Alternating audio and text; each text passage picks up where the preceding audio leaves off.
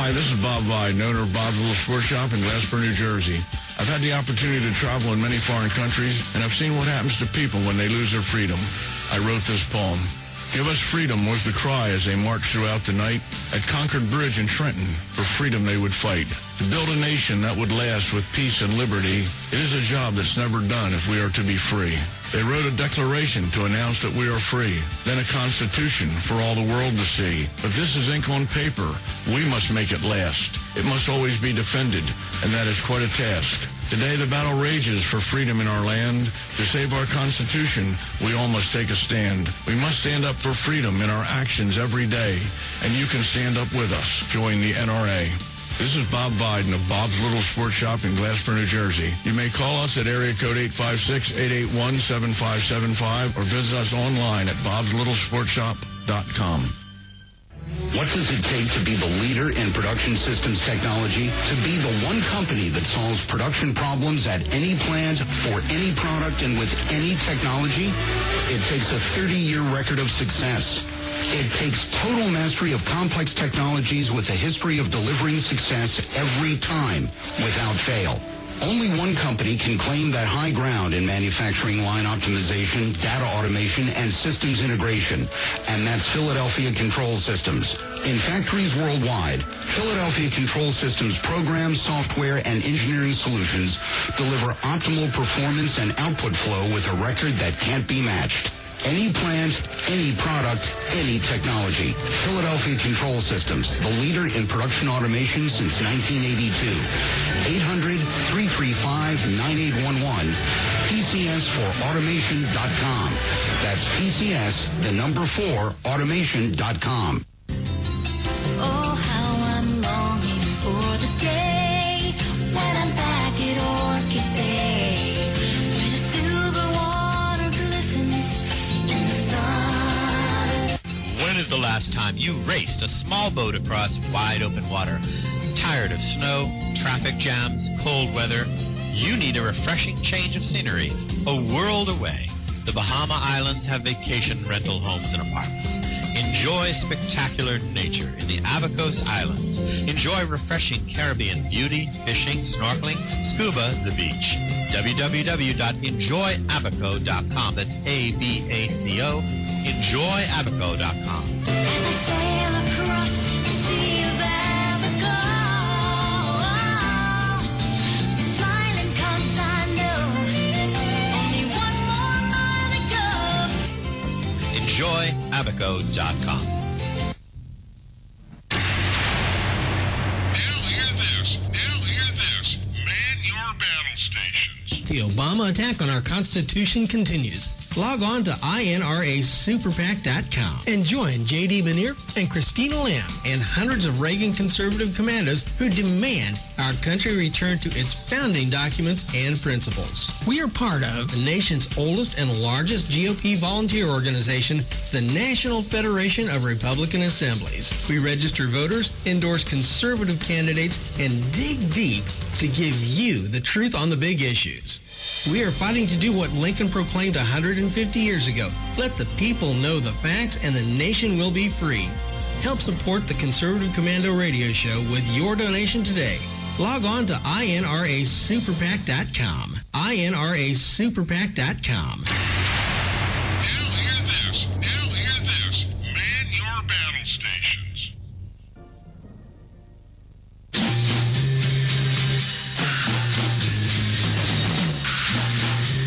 From the East Coast to the West Coast and around the world on the internet. We're coming to you live from the CCRS studios, WNJC 1360 and WIFI 1460. This is the Conservative Commandos Radio Show with your host, Rick Trader. The Conservative Commandos Radio Show, where the newsmakers go to be heard.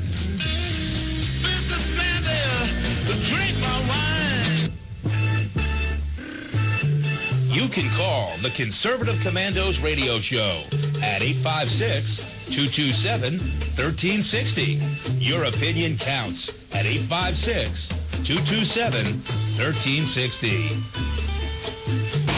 This is Congressman Alan West, and you're listening to the Conservative Commando Radio Show. And welcome, everybody, and welcome, fellow patriots, and welcome once again to the Conservative Commandos Radio Show. I'm Rick Trader, coming to you from the CCRS studios, that of WNJC 1360, our flagship station in Philadelphia, the way we do Monday through Friday from 3 to 5 p.m. Eastern, and around the world on the internet with our new internet broadcast partners, CPRWorldwideMedia.com, .org and VigilantLibertyRadio.us. And joining me today, as he usually does on most Tuesdays, is my very good friend from Pennsylvania, Sam Rohrer. Sam, welcome to the Conservative Commandos Radio Show. Rick Trader, great to be back with you on this fine Tuesday as well. And I hope that you're doing well today and ready for a good, robust program. Absolutely, absolutely. And speaking of which, Sam, let's get our guests out of the way, and then we can chat it up a little bit. Who are you going to be speaking with today, Sam? Rick, we're going to begin at 3:30 with a guest who's been with us before, Hans Bader.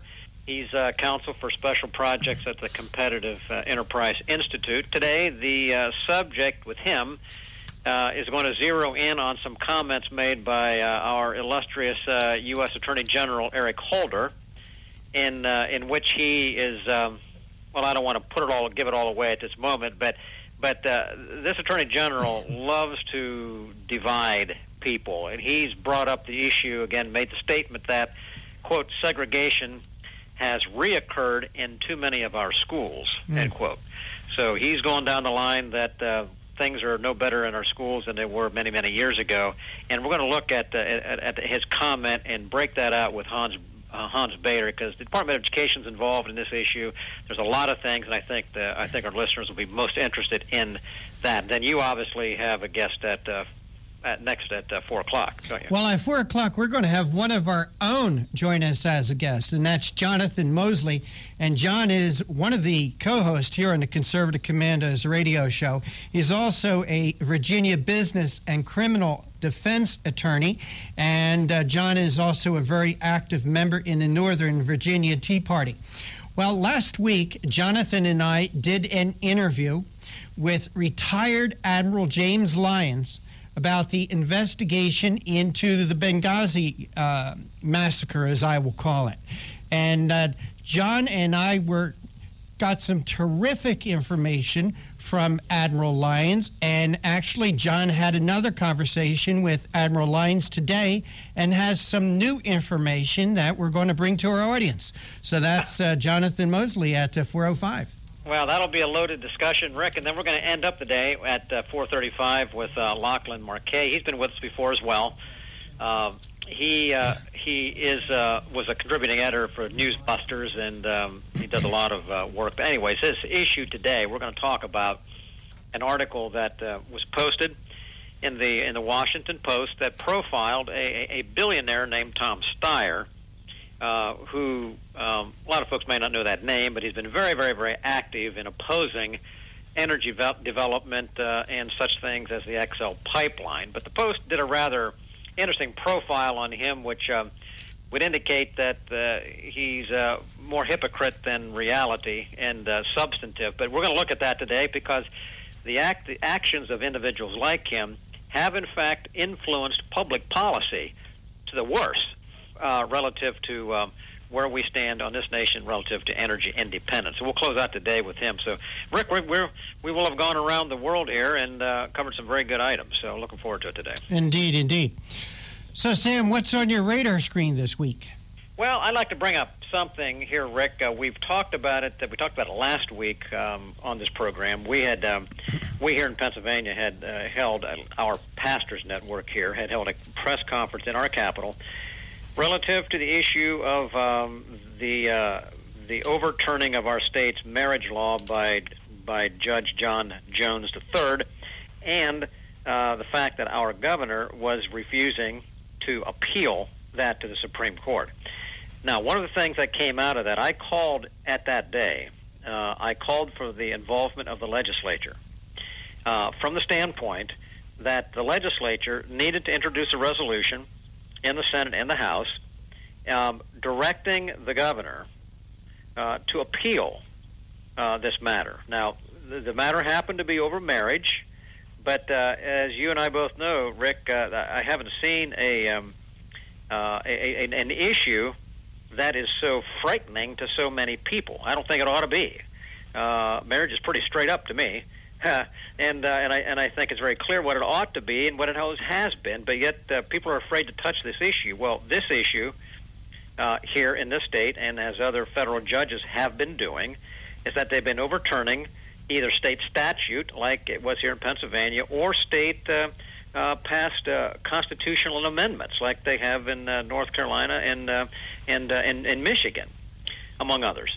And our sense is, when I called in the legislature, was legislature, wake up and understand, quit cowering because of this fear of talking about marriage, and understand that the judges' actions across this country are not necessarily geared to same-sex marriage or redefining marriage, as much as they are overturning state laws generally, with the intent really of gaining federal control over the states. This is a 10th Amendment issue. So I made a statement that day, Rick, which I believe to be absolutely true, is that because marriage and family are not at all given to the federal government or to the judiciary federally, it's reserved to the states entirely, being a 10th Amendment issue. That's what the 10th Amendment says.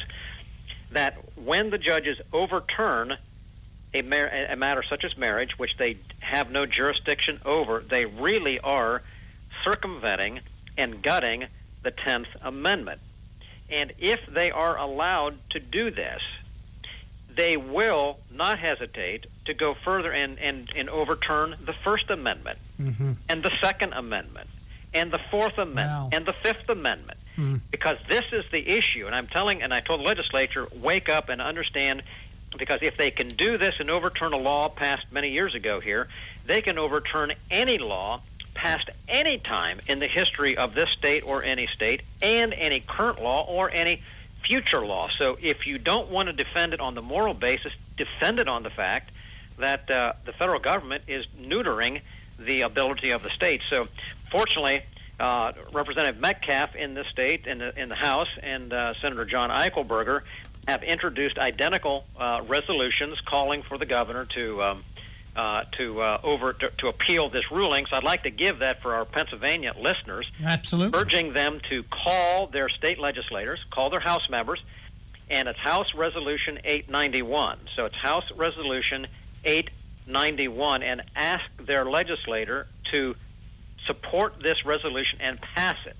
And in the Senate, it's Senate Resolution 403.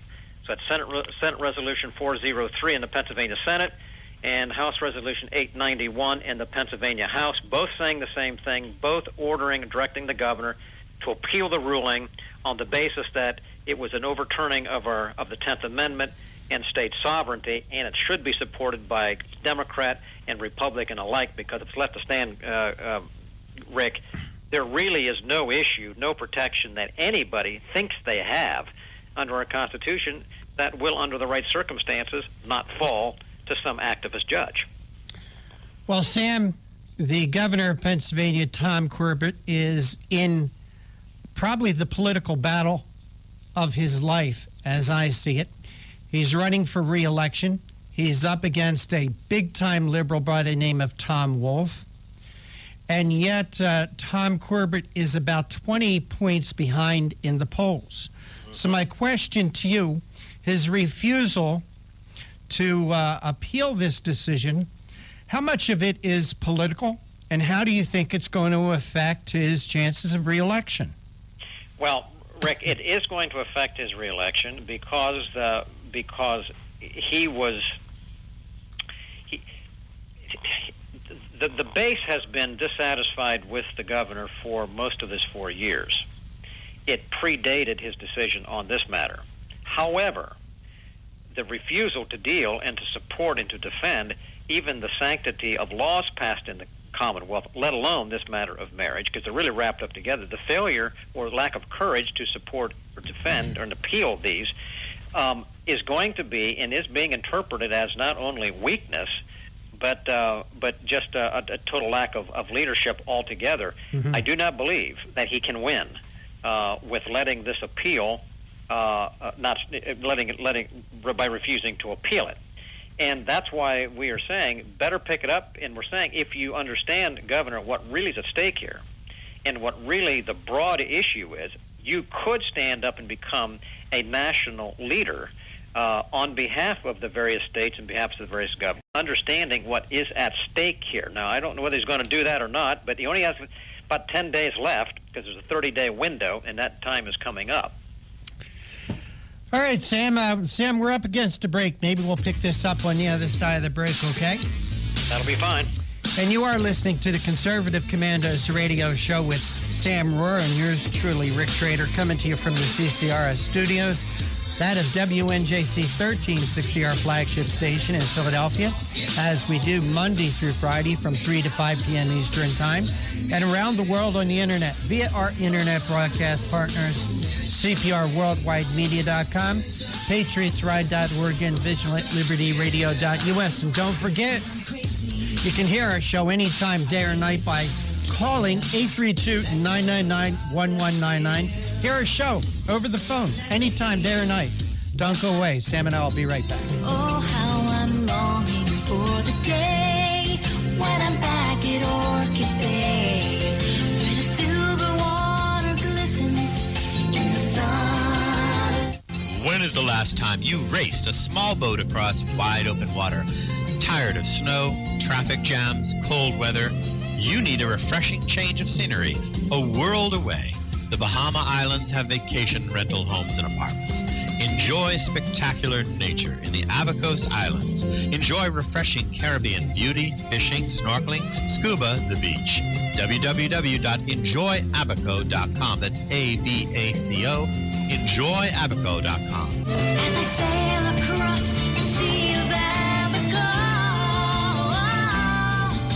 the smiling comes I know, only one more mile to go. Enjoyabaco.com. What does it take to be the leader in production systems technology? To be the one company that solves production problems at any plant, for any product, and with any technology? It takes a 30-year record of success. It takes total mastery of complex technologies with a history of delivering success every time, without fail.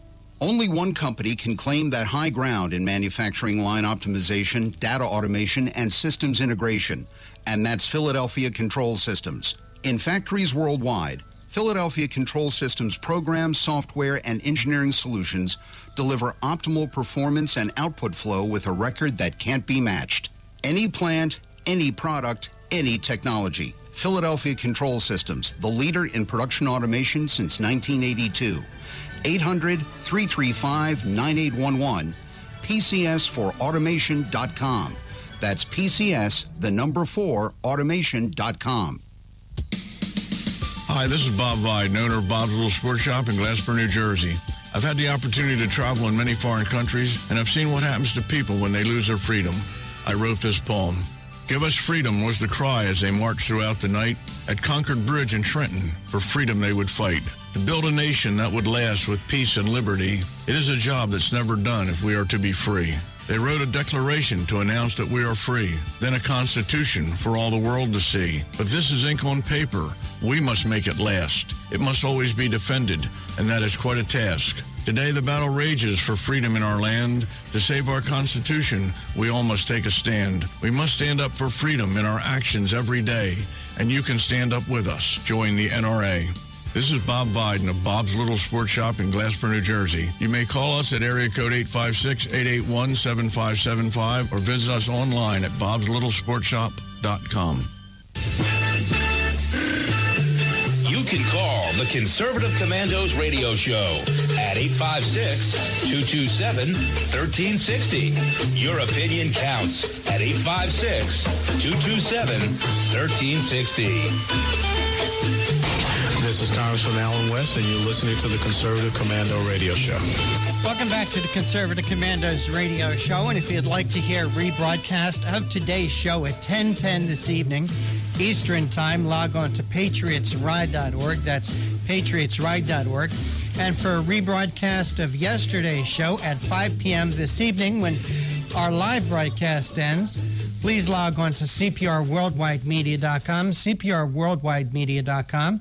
And if you'd like to hear today's rebroadcast of today's show tomorrow afternoon, place for that is at vigilantlibertyradio.us. And don't forget to check out our websites, conservativecommandosradioshow.com and ccrshow.com. Two different websites, different information on each one of them. Joining me today as my co-host, as he usually does on Tuesday afternoon, is Sam Rohr. Sam, so I wanted you to, again, shout out those numbers that you want our friends in Pennsylvania to call their state legislatures. I would do that again. Yes, again, this, folks, for you're listening, this is for two resolutions, identical, being introduced right now in the House and the Senate. They must pass before next Tuesday in order to actually really be effective from the standpoint of telling the governor, urging the governor, that he should appeal the federal court ruling overturning the state's Defense of Marriage Act. And again, as we said, Rick, the issue of marriage obviously is key, but here I believe the issue of marriage was more of the trigger rather than the prize. Mm-hmm. It was more of the trigger for an excuse for federal judges to do what they have been doing, and that is usurping state laws as passed across the country and overstepping even constitutional amendments passed by the people of the various states. This is the real issue at hand here. Again, marriage is the current catalyst.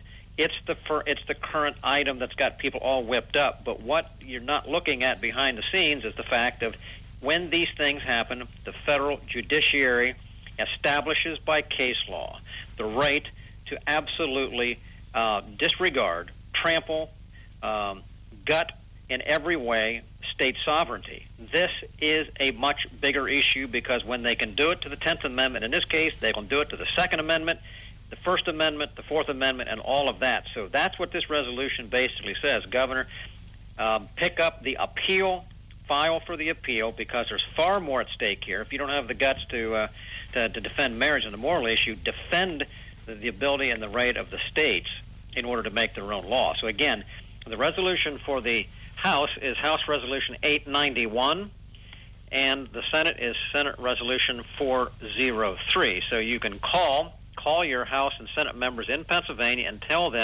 urge them to support these resolutions and to vote in favor and support of them, urging the governor to defend state sovereignty. That's really the point to be said there. Sam, is there some sort of a website, maybe? Actually, there is no website. I would assume that this would be on the website of Representative Darrell Metcalf, and people can find him. John Forsyth Jr., do me a favor. Google that for us, okay? State Representative Darrell Metcalf, and pull up his website. And Senator John Eichelberger would be another one, but I would go first with Representative Metcalf in the House. He's actually been on this program with us. Yes, he has. And let me just give out that website address. That's www.repmetcalfe.com. Okay? That's State Legislator Darrell Metcalf's website. And I'm looking, eliminating John Forsyth Jr., see if you can find some more on that site about the Defense of Marriage amendments. Or not amendment, but the resolution. The resolution. Yeah. Resolution. All right, Sam, we got John Forsyth Jr. looking for that for us. Well, it will be accomplished then. So that'll be good. Anyways, Rick, I mean, it's again, as folks listen, as people are listening to the program, this is an issue right here in every case, and this is the thing about it, and a lesson here. Every law has some moral underpinning under it. Otherwise, upon what basis is the law other than just some tyrannical action? Every law, whether property protection or perjury or whatever it is, every law has some moral element under it. And what these judges are attempting to do is to separate out and to say, we can make a clear determination based on our own opinion on some civil piece of the law and completely disregard and say and completely ignore any moral component, because they say if you bring the moral component into it, you're bringing the church into government, which is the silliest argument that one can imagine. Yet if there's no pushback on it, those kinds of silly things actually gain traction as they are. But it becomes a pure opinion of one person or a small group of people, rather than an eternal moral principle such as liberty and freedom and honesty and family. These kinds of things, which outlast any one given judge, they overturn as if they are some people, the result of some one person's opinion in this moment in time, and they're not. So that's why this is critical, the way we look at this and defend and fight this issue, which right now happens to be marriage, but it's really the issue of federal tyranny. Right.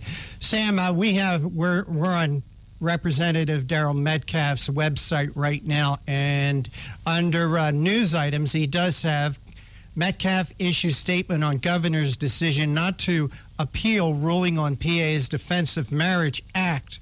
So you can go on his website, which is www.repmetcalfe.com, repmetcalfe.com.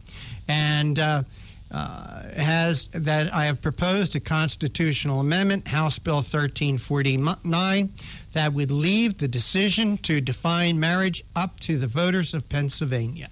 So again, check out his website, and again, it's www.repmetcalfe.com, repmetcalfe.com. And Sam, this not only affects Pennsylvania, but this affects all of us all across America. Because if they get a foothold in Pennsylvania, surely New Jersey's going to see this, surely California's going to say this, and say we're going to do the same thing here. Well, Rick, unfortunately, it already has happened in California, and it's already in 19 other states. So Pennsylvania is just not even the last one. I think it was Wisconsin that happened the other day, to Minnesota. Same thing. And so the goal is there's suits filed in this issue in 26 states. The goal is to try and get 26 judges in 26 locations to invalidate the law on this issue in 26 states. And then the Supreme Court listens to it, hears it, and they say, well, it looks like a majority of the states have already decided to jettison their definition of marriage, although they've all been overruled by tyrannical judges, and therefore they will go from there. That's what the strategy is. So when a governor or a state does not appeal, it's as if they are in agreement with it and say it's not worth defending. That's why it's important for this governor here and any state where there's filed to support the law and at least file the appeal and try to go down the road on it. They have to. Okay, and that's House Bill 1349. What's the Senate bill number, Sam? Well, the resolution number on this specific issue is House Resolution 891. That was a different bill you're talking about there. Sorry, House Sam. Resolution 891 and Senate Resolution 403. All right. Okay. And with that, Sam, we are going to take our next break, and you're listening to the Conservative Commandos radio show with Sam Rohr and Rick Trader. And if you'd like to hear a rebroadcast of today's show at 10:10 this evening, log on to patriotsride.org. And you can hear our show anytime, day or night, by calling 832-999-1199. Call using your cell phone or any phone that you have unlimited access to, because there is no extra charge for this call. And don't forget, today's show, like all our shows, is brought to you by the First Amendment, and it is protected by the Second. We need to protect our Constitution. Please don't go away. Sam and I will be right back. That's my prerogative. They say I'm nasty, but What does it take to be the leader in production systems technology? To be the one company that solves production problems at any plant, for any product, and with any technology? It takes a 30-year record of success. It takes total mastery of complex technologies with a history of delivering success every time, without fail. Only one company can claim that high ground in manufacturing line optimization, data automation, and systems integration, and that's Philadelphia Control Systems. In factories worldwide, Philadelphia Control Systems programs, software, and engineering solutions deliver optimal performance and output flow with a record that can't be matched. Any plant, any product, any technology. Philadelphia Control Systems, the leader in production automation since 1982. 800-335-9811, PCS4automation.com. That's PCS, the number 4, automation.com. Oh, how I'm longing for the day when I'm back at Orchid Bay, where the silver water glistens in the sun. When is the last time you raced a small boat across wide open water? Tired of snow, traffic jams, cold weather? You need a refreshing change of scenery, a world away. The Bahama Islands have vacation rental homes and apartments. Enjoy spectacular nature in the Abacos Islands. Enjoy refreshing Caribbean beauty, fishing, snorkeling, scuba, the beach. www.enjoyabaco.com. That's ABACO. Enjoyabaco.com. As I sail across the sea of Abaco, the smiling coast I know, only one more mile to go. Enjoyabaco.com. Hi, this is Bob Vide, owner of Bob's Little Sports Shop in Glasper, New Jersey. I've had the opportunity to travel in many foreign countries, and I've seen what happens to people when they lose their freedom. I wrote this poem. Give us freedom was the cry as they marched throughout the night. At Concord Bridge in Trenton, for freedom they would fight. To build a nation that would last with peace and liberty, it is a job that's never done if we are to be free.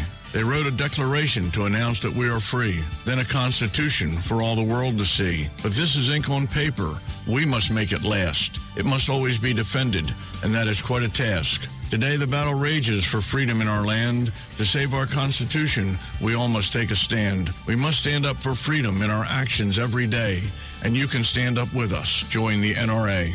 This is Bob Viden of Bob's Little Sports Shop in Glasper, New Jersey. You may call us at area code 856-881-7575 or visit us online at bobslittlesportshop.com.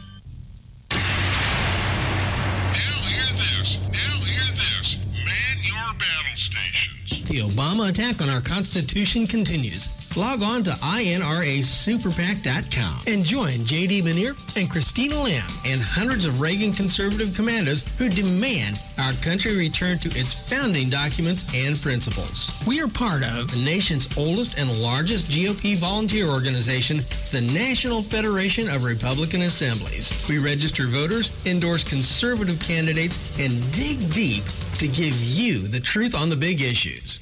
We are fighting to do what Lincoln proclaimed 150 years ago. Let the people know the facts and the nation will be free.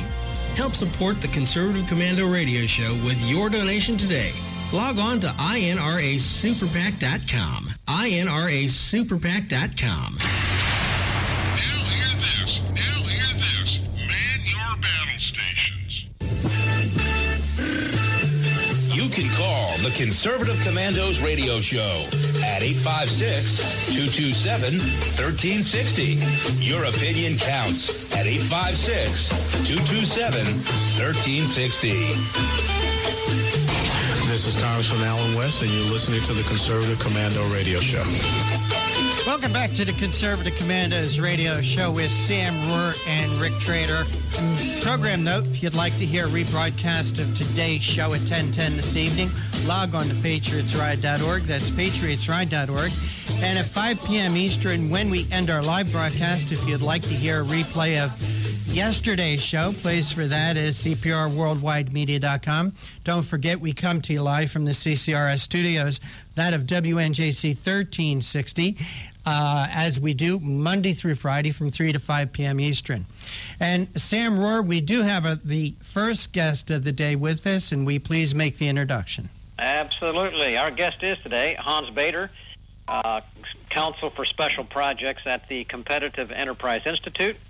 His prior casework has included suits involving the First Amendment, federalism, and civil rights issues before joined into Competitive Enterprise Institute. He was senior counsel at the Center for Individual Rights. He's practiced education law for years, including a time spent at the U.S. Department of Education. He's a contributor to openmarket.org. Hans, welcome back to the Conservative Commander Radio Show. We're glad to have you back on. Thank you. Well, Hans, here goes Eric Holder again. A few weeks ago, he claimed that, quote, segregation has reoccurred in too many of our schools, end quote. Pretty bold claim to be made by the head of our Federal Justice Department. But you wrote a little bit about this, and I want you to tell our listeners briefly here as we get into this issue what it was that prompted Eric Holder to make this rather alarming comment. As soon as you wade into the issue of segregation and it's reoccurred, that's a pretty bad sounding thing. What prompted him to get going in this direction?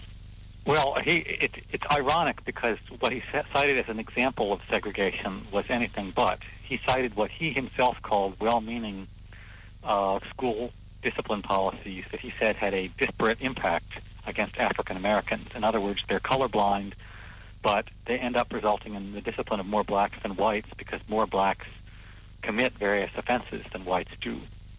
So to him, zero-tolerance policies were a manifestation of segregation because under these policies, more blacks are suspended as a percentage of the student body than whites.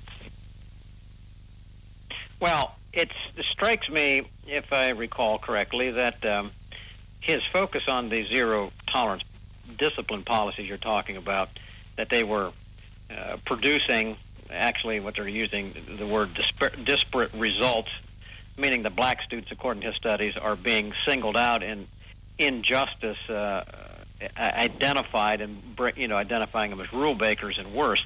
But if I recall properly, those policies were mandated in the public schools in the first place to eliminate disparate results. Do you have any comments on that? Some school districts adopted zero-tolerance rules, very rigid zero-tolerance rules, so they could not be accused of discrimination, either of the intentional variety, which is what normal people think of as discrimination, or of the unintentional variety, which is what lawyers refer to as disparate impact, which is where an even-handed rule has the effect of weeding out more blacks than whites, like a standardized test that everyone has to get an 80, but that more blacks fail than whites. That's known as disparate impact or so-called unintentional discrimination. And Holder, in this particular speech, unlike the Education Department, he didn't claim that these disparities resulted from intentional discrimination by schools.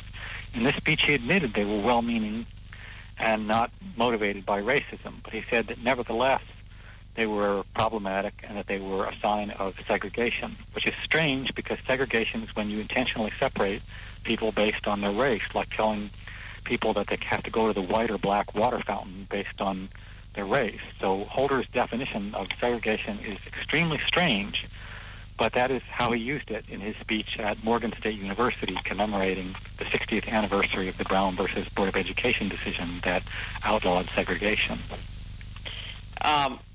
He obviously had to have gained some information somewhere that caused him to make the statement that it is occurring in too many of our schools. A lot of these comments are made. There's no statistics put behind them, but clearly also on, when it comes to these kinds of things, studies, I wouldn't say they're worth a dime a dozen, but many studies are financed by people who want to prove their own point.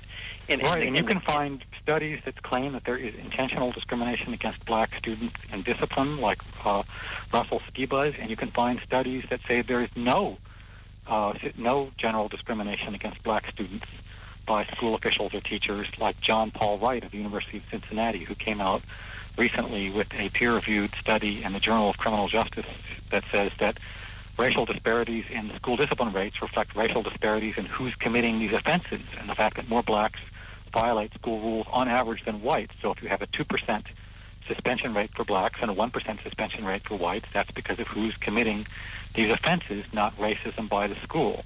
So you'd have different studies that reach different conclusions, and the latest, probably most methodologically sound study says that, in general, school officials are not racist or discriminating against black students. Hans Bader, in this regard, obviously, Eric Holder is zeroing in on black students. However, in the studies that you have looked at and considered, are there any other groups that are identified? Is there any? Are we only tracking black and white? Oh, no. Or is there a breakdown of all of them? What about that? Oh, it always falls into the following categories. When they study student discipline rates, it reflects student infraction rates and who's violating the rules. And so pretty much always you get the highest rate of discipline for blacks because they commit the most offenses, followed by Hispanics, followed by whites, and then the lowest rate of offenses is for Asians. East Asians, like Chinese students, have very low school discipline rates because they are much more likely to follow school rules. So it's not just black versus white. You find a four-tiered rate of school discipline because that's who's violating the school rules. You have maybe, for example, you could have a 4% suspension rate for blacks and a 2% rate for Hispanics and a 1.5% rate for whites and a 1% rate for Asians. And you would have statistically different suspension rates for each racial group, but it wouldn't be because of school officials' racism. It would be, by and large, because that's who's committing these offenses. And if you stop school officials from suspending these students, you hurt the innocent, law-abiding majority of students of each race. Because, most black students, like most white students, are law-abiding and follow school rules, and it doesn't make sense to keep administrators from suspending the troublemakers and people who commit violence or disrupt the school just because a somewhat higher percentage of those students may be black than white. Because most students, black and white, are in school to learn, and they need an orderly and peaceful school environment, and that means that any student, regardless of their race, who is disrupting school or committing acts of violence, needs to be disciplined, and in some cases suspended from school. Now, which brings us to the next question. You've laid out a fairly objective measurement right there and say you're saying that the rules are not being improperly applied and just the way it falls out. And we only have just about another minute here on this side of the break, but I wanted to get started on this. The U.S. Department of Education, though, is claiming to have the right to eliminate even what they call this disparate impact just because what would appear to be, black would have a bit more percentage more than a white group based on their population or that kind of thing. And if they don't, the school board and the school could be in violation of breaking Title VI of the Civil Rights Act. And now, on the other hand, that's an amazing thing. Right. And then on the other hand, you have a federal appeals court ruling that says they can't have racial proportionality rules for student discipline because that's a veiled racial quota in violation of the Equal Protection Clause, as the Seventh Circuit Court of Appeals said in the People Who Care decision. So you have a clash between what the Education Department is telling the schools and what some older federal appeals court rulings tell them. They're told by the Education Department you've got to have what's essentially a veiled racial quota in discipline. And then you've got some judges who've ruled in the past, no, you can't do that. That violates the Equal Protection Clause of the Constitution by imposing a veiled racial quota. Well, that brings us to the next point, which I want to pick up on the other side of the break, if you can, Hans. Where I want to go there is now that's a dilemma. That is a big dilemma for any public school. What can they do? What are they going to do? And a little bit, what is Eric Holder suggesting of all things that be done as the next solution for this almost an impossible fix? So you could just stay with us, Hans. We'll be right back on the other side of the break. Folks, you're listening to the Conservative Commando Radio Show with Rick Trader and Sam Rohr, and we ask you to stay with us. We're going to pick up this discussion with Hans Bader, Counsel for Special Projects at the Competitive Enterprise Institute, when we come back after this break. They say I'm crazy, I really don't care. That's my prerogative. They say I'm nasty, but I... Oh, how I'm longing for the day when I'm back at Orchid Bay, where the silver water glistens in the sun. When is the last time you raced a small boat across wide open water? Tired of snow, traffic jams, cold weather? You need a refreshing change of scenery, a world away. The Bahama Islands have vacation rental homes and apartments. Enjoy spectacular nature in the Abacos Islands. Enjoy refreshing Caribbean beauty, fishing, snorkeling, scuba, the beach. www.enjoyabaco.com. That's ABACO. Enjoyabaco.com. As I sail across the sea of Abaco, smiling 'cause I know only one more mile to go. Enjoyabaco.com.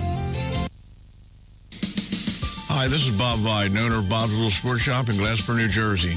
I've had the opportunity to travel in many foreign countries, and I've seen what happens to people when they lose their freedom.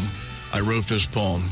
Give us freedom was the cry as they marched throughout the night. At Concord Bridge in Trenton, for freedom they would fight. To build a nation that would last with peace and liberty, it is a job that's never done if we are to be free. They wrote a declaration to announce that we are free, then a constitution for all the world to see. But this is ink on paper. We must make it last. It must always be defended, and that is quite a task. Today, the battle rages for freedom in our land. To save our Constitution, we all must take a stand. We must stand up for freedom in our actions every day, and you can stand up with us. Join the NRA. This is Bob Viden of Bob's Little Sports Shop in Glasper, New Jersey. You may call us at area code 856-881-7575 or visit us online at bobslittle.sportshop.com. You can call the Conservative Commandos radio show at 856-227-1360. Your opinion counts at 856-227-1360. This is Congressman Alan West, and you're listening to the Conservative Commando Radio Show. And welcome back to the Conservative Commandos Radio Show. As Sam Rohr and Rick Trader coming to you live from the CCRS studios, that of WNJC 1360 and around the world on the internet. And don't forget, you can now hear our show anytime by calling from any phone, by calling 832-999-1199. Our guest this segment is Hans Bader. He's a counsel for special projects at the Competitive Enterprise Institute.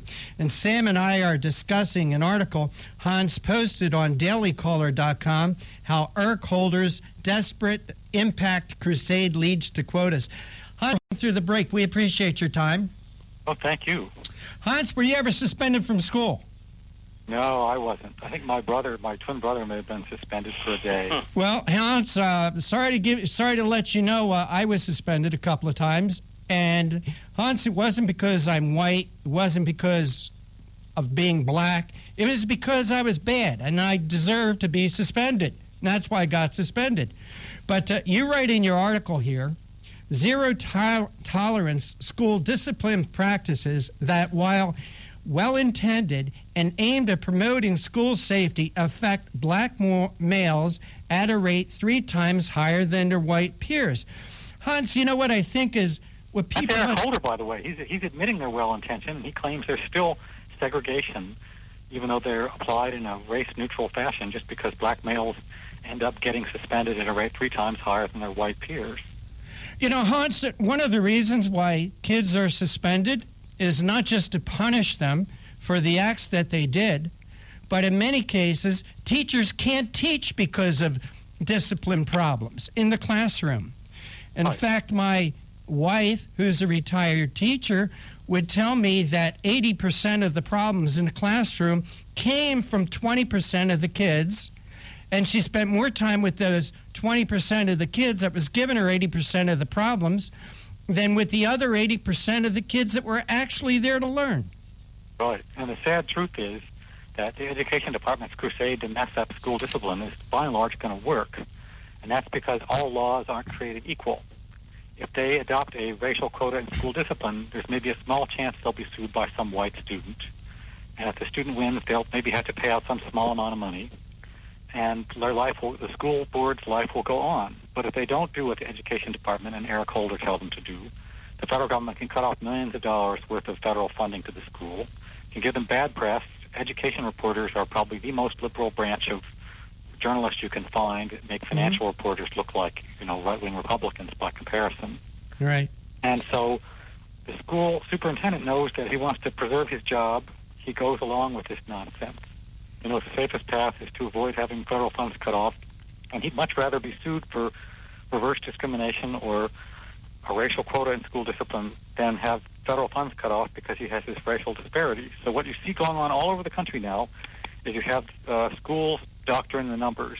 They engage in informal off-the-book suspensions sometimes of black students who are not allowed to suspend on the books because it would violate their informal racial quota. Occasionally they do things like disciplining white students more harshly to meet the quota, like Edmund Janko discusses at City Journal. That's pretty rare. And then much more frequently, when they have these quotas in a school district, they let off disruptive black students who are making it harder for the other kids to learn in order to avoid this scrutiny from the education department. And fortunately, most school systems don't have these de facto racial quotas yet, but an increasing number do, because more and more of them are being investigated by Eric Holder and the Justice Department and the Education Department, and they're being forced into consent decrees where they're having to adopt these veiled racial quotas that one had thought were declared unconstitutional 10 or 20 years ago in federal appeals court decisions like People Who Care versus Rockford Board of Education, court rulings that seem to be not just flouted and ignored, but almost forgotten. Well, there again, Hans, you're talking about Eric Holder, who seems to ignore laws that he doesn't agree with or don't like. And Hans, they're having an election this November for governor in Pennsylvania, and they're running an ad on the television stations in Philadelphia, and they're being run by the teachers' unions. And in this one particular ad, there is a lady who happens to be a black teacher saying that we need Tom Corbett to put back the $1 billion that he cut because we can't teach in Philadelphia because of discipline problems. We don't have enough protection. But Hans, you in your article you mentioned you write something else here. In public schools with discipline problems, it hurts those innocent African-American children academically to keep disruptive students in the classroom. And cutting out of school suspensions in those schools widen the black-white academic achievement gap. Oh, yeah. I mean, if you look at crime in this country, it's heavily black on black. When someone is indulgent to a black offender because they're out of misguided desire to, reduce the percentage of convicted or punished black offenders versus whites, the biggest losers are often black people as a whole, because most black people are law-abiding, and they're preyed upon by these thugs who live in their community. And you need to punish those thugs to make life bearable for the majority. And it's too bad that people don't seem to realize this, that the media won't discuss this, because that is a reality, as Professor Joshua Kinsler of the University of Rochester found in those comments that you just quoted about how what black-white achievement gap is actually aggravated by restrictions on disciplining violent or disruptive black kids. And Sam, you spent 18 years in the Pennsylvania state legislature. Sam Rohr, isn't it the jobs primarily of schools to give kids an education? I'm a different Hans Bader. Oh, I'm sorry. I meant Sam. Sam. Yeah, right. Okay. Matter of fact, I was, and I chaired our education committee here, the basic ed committee, for a number of years, and there was a major problem. It was a major problem in the schools, and I was around when, in fact, the zero tolerance thing came into place, and we've heard from all teachers all over about, yes, the discipline issues, they can't teach and so forth, but I'm telling you, Rick, about nearly every law, mandate, or regulation that came down, particularly this kind of thing which was pushed out of the U.S. Department of Education, just like we're talking about here today, it never helped any of it. It didn't solve any problem.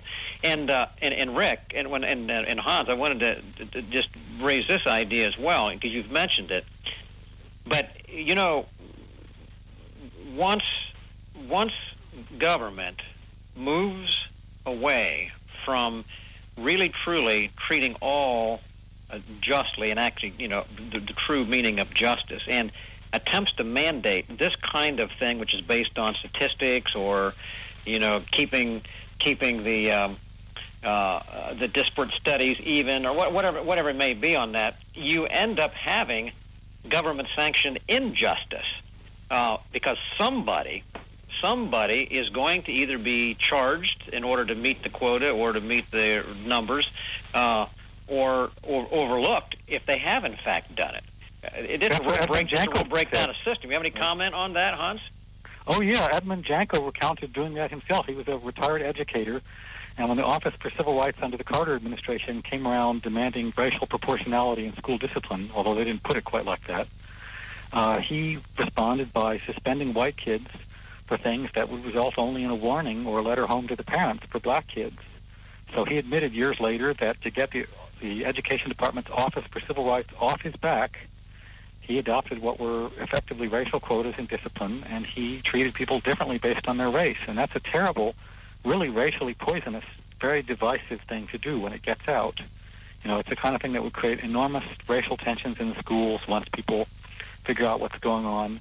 And frankly, this sort of thing, not only will it increase school violence and disorder, but it has the potential to result in more white flight from urban schools, and it can result in effectively resegregation of some schools, which is the exact opposite of what Eric Holder claims to want. Holder claims that he's lamenting the recurrence or resurgence of segregation, but his very policies, by making it impossible to learn in these urban schools, and by helping to drive white, Asian, and black middle-class families out of these schools, leaving behind a racially isolated core of poor blacks, these policies may actually reinforce segregation.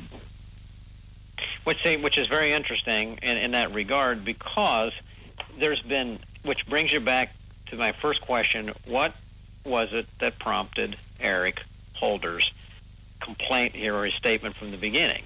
As the head of the Justice Department, when in fact you are actually promoting the framework for injustice, you do great harm to what we're doing. What should be done, and it just as we sum it up here right now a little bit, Hans, is there a problem? What can be done about it? What should be done about it? And if anybody's listening who's in a school system or whatever at this point, at this juncture, what can somebody do relative to what is being promoted? Is this thing on a fast track? Is it going to go anywhere? Where are we actually headed? Was this, were these statements just thrown out in space, or is there some meat behind this thing, or is there something really to watch out for here? Well, he's laying the groundwork for putting much of the big school systems in America under a consent decree that will require them to adopt what's a veiled racial quota, because they're going around to more and more big school systems like Palm Beach in Florida and Oakland in California, and making them enter into these consent decrees that are a lot like a racial quota. And in the meantime, they're ignoring the fact that this whole disparate impact notion is quite possibly beyond their statutory authority, because the Supreme Court said you've got to show intentional discrimination under Title VI for a lawsuit against the school system, and it's downright strange. That's the Supreme Court's word, not mine. Strange for the Education Department to even come up with regulations imposing this disparate impact notion on the schools. Unfortunately, the Supreme Court didn't definitively rule out regulations doing that as opposed to private lawsuits. But it's pretty bold for Eric Holder and the Education Department to be taking this aggressive disparate impact approach to school discipline when the admittedly in dictum said that was strange back in its 2001 Sandoval decision. So Congress should do something like stopping Eric Holder from enforcing these disparate impact rules through something like an appropriations provision, so they can't do this kind of mischief. And in the meantime, the school district should not knuckle under. They should fight this, because it may seem like the easiest path to enter into one of these agreements with the Justice Department, but 5 years out, they're either going to be punishing innocent people or people who haven't done anything, or they're going to be letting guilty, disruptive students off the hook, or they're going to be engaging in off-the-books suspensions and cooking the books to avoid federal scrutiny, and none of these are good alternatives. All right, Hans. Basically, stand up, folks, wherever you are. Push back against it, because it is absolutely undercutting everything that we appreciate and come to enjoy.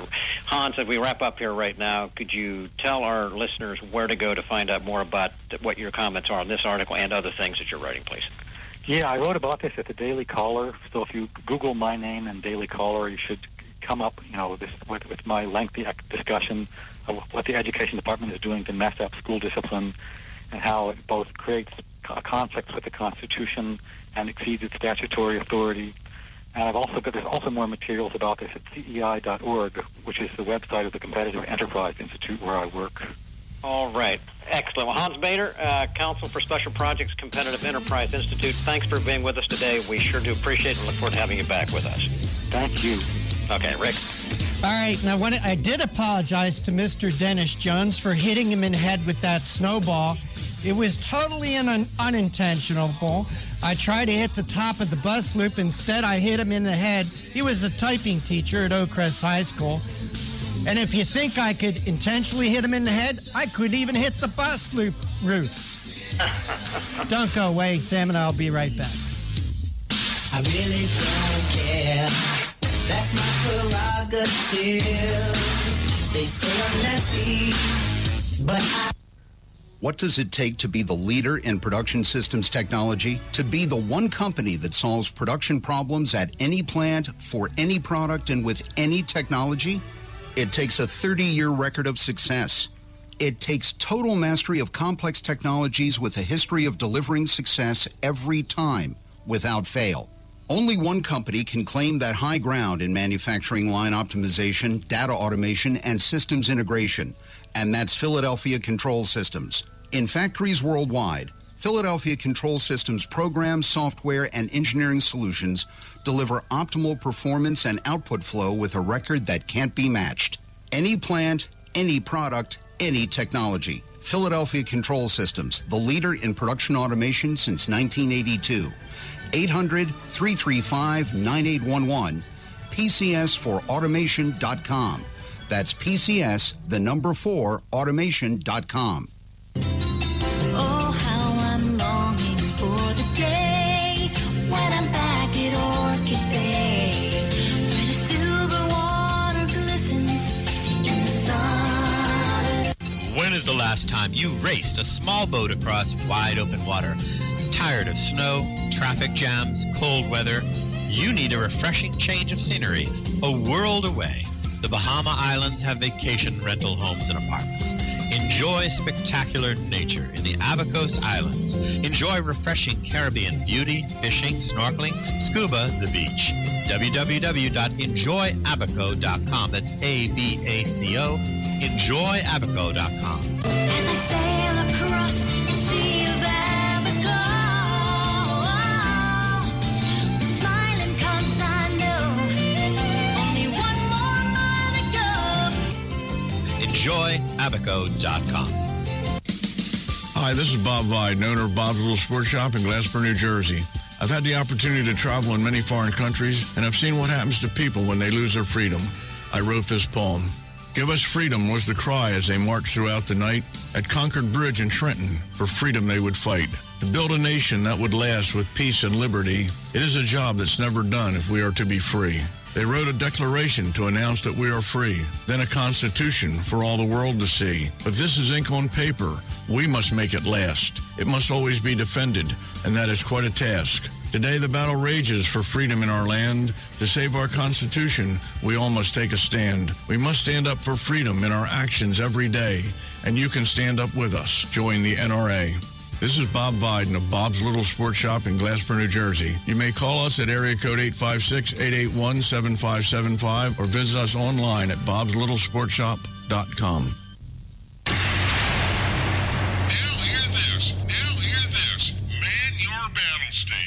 The Obama attack on our Constitution continues. Log on to INRASuperPAC.com and join J.D. Manier and Christina Lamb and hundreds of Reagan conservative commandos who demand our country return to its founding documents and principles. We are part of the nation's oldest and largest GOP volunteer organization, the National Federation of Republican Assemblies. We register voters, endorse conservative candidates, and dig deep to give you the truth on the big issues. We are fighting to do what Lincoln proclaimed 150 years ago. Let the people know the facts and the nation will be free. Help support the Conservative Commando Radio Show with your donation today. Log on to INRASuperPAC.com. INRASuperPAC.com. Now hear this. Man your battle stations. You can call the Conservative Commandos Radio Show at 856-227-1360. Your opinion counts. at 856-227-1360. This is Congressman Alan West, and you're listening to the Conservative Commando Radio Show. Welcome back to the Conservative Commandos Radio Show with Sam Rohr and yours truly, Rick Trader. The guy who couldn't hit the roof of a school with a snowball, but somehow intentionally, or actually it was not intentional, missed the roof of the school, and the snowball landed on a teacher's head. That Rick Trader. And for rebroadcast of today's show at 10:10 this evening, please log on to patriotsride.org. That's patriotsride.org. And at 5 p.m., when we end our live broadcast, if you'd like to hear a repeat of yesterday's show with Kevin Wade and J.D. Muneer, place for that is cprworldwidemedia.com. And joining us now as our next guest is actually one of our very own. Jonathan Mosley is a Virginia business and criminal defense attorney, and Jonathan is also co-host here on the Conservative Commandos Radio Show. He's also an active member in the Northern Virginia Tea Party, and John served in the U.S. Department of Education for 5 years, the time of his life that he calls the lost years. Jonathan, welcome back to the Conservative Commandos Radio Show. Thanks. Great to be here. Great to have you with us. And John, we've asked you to join us today to discuss an article that you have published on WND about an interview that you and I did last week with retired Admiral James Lyons that revealed some information that, frankly, I had not heard before. Could you pick that up, Jonathan, and give our listeners an idea what we're talking about? Yeah, I think we wanted to make sure that we emphasize this, get everybody aware of this, how people come and go in radio. And I think that by my estimation, Conservative Commandos Radio really broke news last Wednesday, as I hope will become more and more frequent. A publicist, Patra Minoka, who sends me a variety of guests sometimes, said she finally got through to this admiral that she's been trying to get to and got him on with us. And if you read his first of all, in a moment I'm going to read some of his biography because we're talking about him. It really is unbelievable who this guy is. The commander of the Pacific Fleet, just on and on. I mean, you have no idea how little of his credentials and qualifications and achievements I included in the introduction. He has joined the Citizens Commission on Benghazi along with Colonel West and Lieutenant General McInerney and many other top experts, and they are working on this problem with Accuracy in Media under Roger Aronoff. Now, Accuracy in Media has been developing these experts. They've got this fabulous project going on, but they haven't gotten very much press. There's a couple reasons for that, I think, is because Accuracy in Media, like some organizations, are really good at substance. They're not so strong on the PR side of things, as conservatives traditionally haven't been. So they've got all this dynamite, which they haven't really gotten out into the media. On the other hand, there is a bit of a bias in official Washington against Accuracy in Media, in my view, because AIM was right early on. They're solid, but they were breaking the ice early on, and so official Washington thought all conservatives were goofy, and so they're kind of struggling with that. But we got things out there that I think nobody else has really picked up on and sorted out there's a tendency, they say, to bury your lead, and we all tend to do it. I'm probably doing it right now, giving this background, not pulling out the most important issue to the listener. So we kind of did that, I think, last week, and want to bring that to some people. But in the course of writing this article, I got to talk some more off the air with Admiral Lyons and came up with some more real dynamite information. Well, John, before you go into the dynamite information, why don't you talk briefly about some of the things that we've learned from Admiral Lyons last week? Right. See, that's where I'm burying the lead. Okay. He disclosed that the reason for the Benghazi consulate fiasco was that Hillary Clinton was planning a visit to Libya, October 2012, as like a victory lap. And the reason why we do know from congressional testimony, absolutely confirmed, that Hillary tasked Admiral Stevens to leave Tripoli, a well-guarded, secure embassy on the other side of Libya, go out to this backwater, low-level place on the coast, but not exactly, not at all secure, and hurry to convert this special mission into a consulate. And we do know from congressional testimony that she said to hurry, to rush. What we don't know is why. And what Admiral Lyons has discovered is the reason why for the rush, which meant they ignored the warnings about the security, they didn't prepare, they didn't have adequate security arrangements, was because Hillary wanted to come in before the November 2012 elections and have a victory lap and a photo op proving that Obama's foreign policy was working and her foreign policy in Libya was working, civil society was taking place, democracy was taking hold, everything was fine, and that was the reason for it. Now, I also want to emphasize, as I confirmed today on the phone, is that he's not saying that the concerns about gun running and what was the CIA doing, he's not disputing that at all. There's a lot of questions about that. He's just saying that the sloppy security at the consulate itself was because of this rush for political purposes, and the purpose was to kick off Hillary Clinton's 2016 campaign. And I believe that what happened was that all these warnings were coming up, and Hillary was saying, I don't want to hear it, just get it done, because she had her political goal. He also revealed that the whole Libyan war didn't need to take place. It was all unnecessary, because within the first few days of bombing, Muammar Gaddafi offered to abdicate. Now, to a military man like him, that is shocking and dynamite. The political world hasn't really picked up on that, because their interests are different, which is one of the reasons why this hasn't gotten out there. That is pretty shocking if you think about it. All the dead people, all the war. Muammar Gaddafi simply said that I want to continue to fight jihadists, and I just want you not to give me safety and my family. And there was no response from the Obama administration. So all that killing and uproar and everything like that could have been avoided, but Obama didn't want to. I believe he didn't want to stop because it wouldn't have helped establish the Muslim Brotherhood in that region. Hey, Jonathan, not to interrupt you, but just so we can kind of keep things in order here, Sam Rohrer has a question for you. Sam? Sure, sorry. Hi, Jonathan. Yeah, it's good to hit on this again, because we had Roger Aronoff on this program. You're talking about this program breaking things. It has, because the first day that the release that the resolution or the summary was released, it was covered right here on this program. And there were a number of items that related to that, in addition to what you're talking about, Hillary Clinton, but there was also the whole issue of, the idea that the Muslim Brotherhood was a factor in here, and really they weren't satisfied with as you were saying, they weren't satisfied with the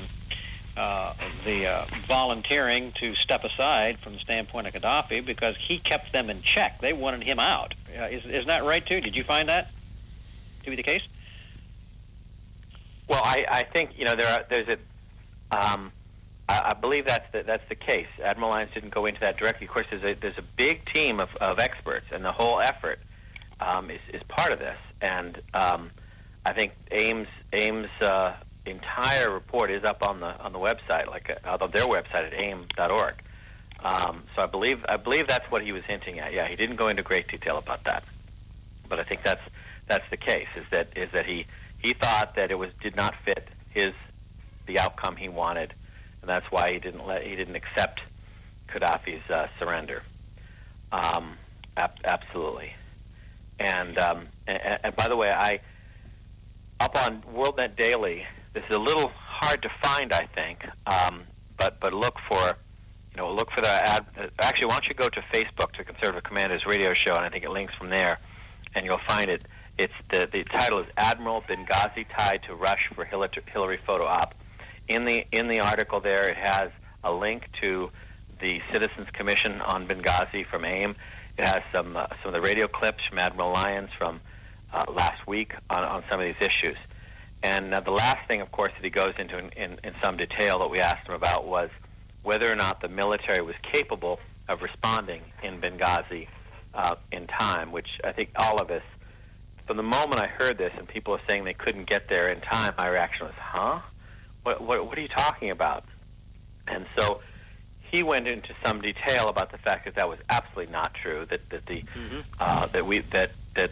F-16s could have been buzzing overhead within 3 to 4 hours, and he gave me some details. Because here's what happened: is that after that we tried to get some attention to this, and one publication said, well, we wanted more information about the sources. So I was talking today to go through, who are some of the sources on some of this various stuff, and he was telling me about it. He said, first, unfortunately, the thing about Hillary's visit, he says he can't reveal the source, but they are working. The whole AIM thing is working with Trey Gowdy, so they have established communication with Trey Gowdy, and they are feeding them this information. So hopefully that will come out, but he can't publicly reveal that. But he went through the various military people about the capability, and I don't know if I should get into this after. Well, actually, Jonathan, we're coming up a break, so I'll tell you what. Let's take a break now, then coming back from a break, you can get into it, okay? All right, thanks. All right, you are listening to the Conservative Commandos radio show with Sam Rohr and Rick Trader, coming to you live from the CCRS studios, that of WNJC 1360, our flagship station in Philadelphia, and around the world on the internet via our internet broadcast partners, CPRWorldwideMedia.com, PatriotsRide.org, VigilantLibertyRadio.us, and don't forget, you can now hear our show anytime, day or night, from any phone by calling 832-999-1199. Make sure you use the phone that you have unlimited usage on. However, there is no extra cost for the call. We'll be right back. Oh, how I'm longing for the day when I'm back at Orchid Bay, where the silver water glistens in the sun. When is the last time you raced a small boat across wide open water? Tired of snow, traffic jams, cold weather? You need a refreshing change of scenery, a world away. The Bahama Islands have vacation rental homes and apartments. Enjoy spectacular nature in the Abacos Islands. Enjoy refreshing Caribbean beauty, fishing, snorkeling, scuba, the beach. www.enjoyabaco.com. That's ABACO. EnjoyAbaco.com. As I sail across the Sea of Abaco, smiling 'cause I know only one more mile to go. EnjoyAbaco.com. Hi, this is Bob Viden, owner of Bob's Little Sports Shop in Glasper, New Jersey. I've had the opportunity to travel in many foreign countries, and I've seen what happens to people when they lose their freedom. I wrote this poem. Give us freedom was the cry as they marched throughout the night. At Concord Bridge in Trenton, for freedom they would fight. To build a nation that would last with peace and liberty, it is a job that's never done if we are to be free. They wrote a declaration to announce that we are free, then a constitution for all the world to see. But this is ink on paper. We must make it last. We defended, and that is quite a task. Today the battle rages for freedom in our land. To save our Constitution, we all must take a stand. We must stand up for freedom in our actions every day, and you can stand up with us. Join the NRA. This is Bob Viden of Bob's Little Sports Shop in Glasper, New Jersey. You may call us at area code 856-881-7575 or visit us online at bobslittle.sportshop.com. You can call the Conservative Commandos radio show at 856-227-1360.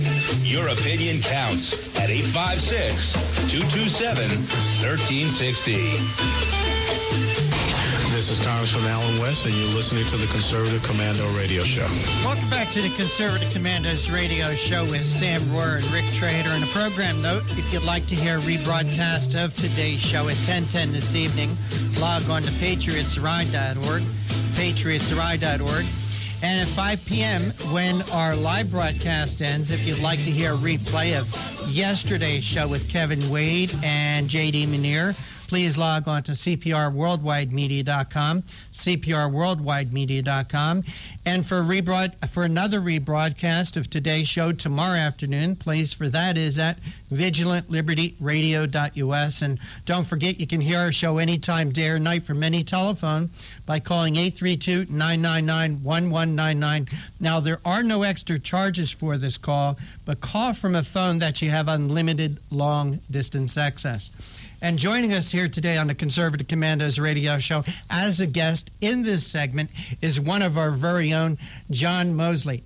And John, you're joining us. You're talking about an interview that you and I did with Admiral James Lyons last week, some of the revelations about the Benghazi terrorist attack that frankly hasn't been exposed anywhere else except for here on the Conservative Commandos radio show, and some additional information that you got from Admiral Lyons today.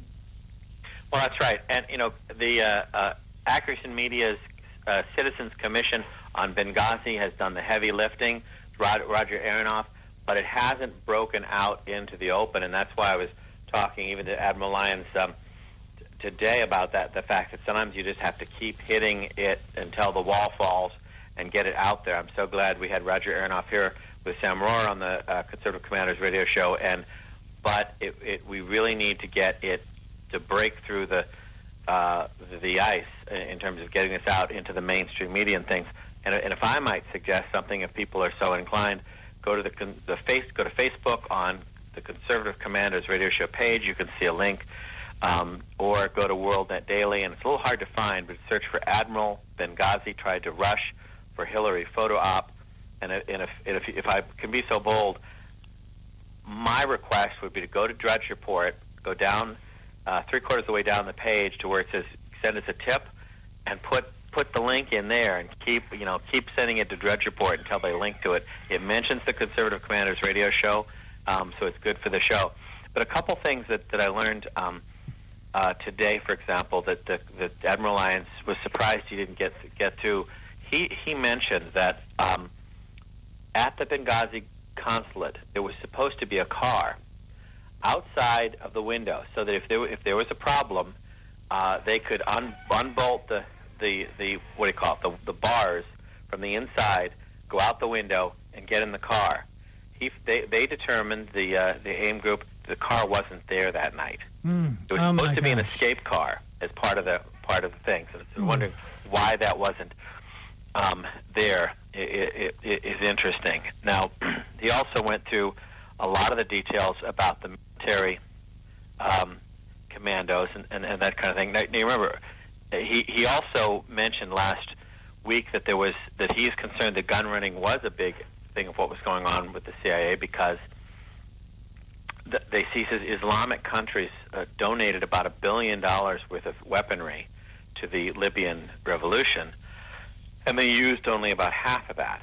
So if people, I think some people might say, when you talk about this Hillary photo op motivation, they say, well, no, I think that it's for, there was gun running going on there with the CIA. That they're not mutually exclusive. It's just part of what's going on. But to me, it makes sense, because that's why Hillary, I think, panicked so badly to come up with this goofy explanation about the YouTube video, is because she was in it. She was in deep gimshi, and kind of went through this panic issue. But the other thing is that this idea about whether or not, let me say, he said Rear Admiral Chuck Kubik, going through my notes, U.S. Navy retired, what is his source, the AIM source on the Libyan war and Gaddafi abdicating. Rear Admiral Chuck Kubik, now retired, was from the Civil Engineering Corps. After retirement, he was working on commercial projects in Libya, working in-country. He was contacted by Libyan government sources directly, offering for Gaddafi to abdicate. So he knows from people he knew directly that this offer was made, and the opportunity to avoid further war was missed and ignored by the Obama administration. Then we went through some of whether or not the military could have responded to the problem there. He says that, first of all, he says that Bing West, where is that? there was a 130-man Marine Corps recon unit in Sigonella, Italy, which is in Sicily.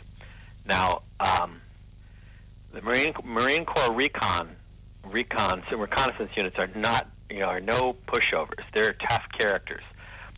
Someone notes that they may not have shown up on the list of hostage rescue forces, but a few checking around what have we got would have spelled out that there was a 130-man Marine Corps recon unit about maybe an hour or two away. They were about 500 miles from Benghazi, across from Sicily, and they certainly could have done the job. Now, they would have gone in a slower aircraft, but what I found out was that there was also there's also F-16 stationed at Aviano. Aviano Air Force Base is the other end of Italy, up near Austria and near Croatia.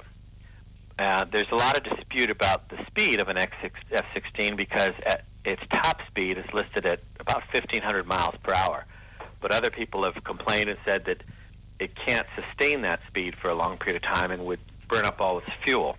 But at that speed, an F-16 could have made the trip from Aviano to Benghazi in about 40 minutes.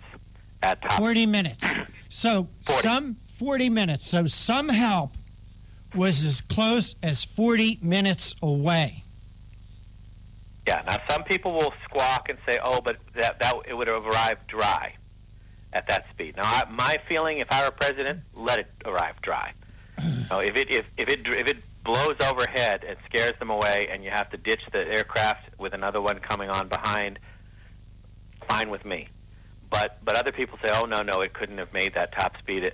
Well, but John, there could have been a refueling of that aircraft. They do it all the time. Yes. They refuel aircraft in the air all the time. Right. And now somebody says there weren't in the area, and I say, come on, that's ridiculous. Again, there was no attempt to check around to other NATO countries who bought their stuff from us and say, what do you have in the area? But what Admiral Lyons suggested is that there were F-16s in Aviano, which is 531 nautical miles away, which is a longer mile. That's about an hour at normal cruising speed of 577 miles an hour, or 21 minutes at full burn. So they could have flown somewhere between cruising speed and maximum burn from Aviano to Sigonella in Sicily, refueled, and he said they could have probably reached Sigonella from word one, from first warning, in about 2 hours, and they could have been overhead Benghazi in about 3 hours from the very beginning. In the first time they were said go, and of course other people have said that, from Sigonella to Benghazi, which is on the coast, that's 42 minutes at normal cruising speed and 16 minutes at full burn, at maximum burn. The concern then, of course, is having fuel to stay overhead.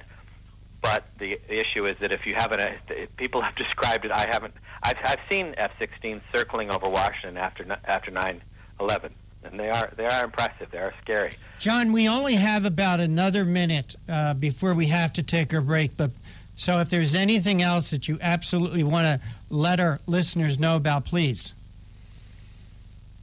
Well, I think that about covers it. All right. Is it the... Now, John, I am adding a link to your article from WorldNet Daily about your interview with Admiral James Lyons on our webpage, www.conservativecommandosradioshow.com. So I'll have that link up there in about 5 minutes. During our break, I'll complete it. But again, it's John Mosley's article about our interview with retired Admiral James Lyons, who's a member on the Citizen and on Benghazi, some information that, frankly, you haven't heard anywhere but here on the Conservative Commandos radio show. Hey, Jonathan, I want to thank you for joining us today.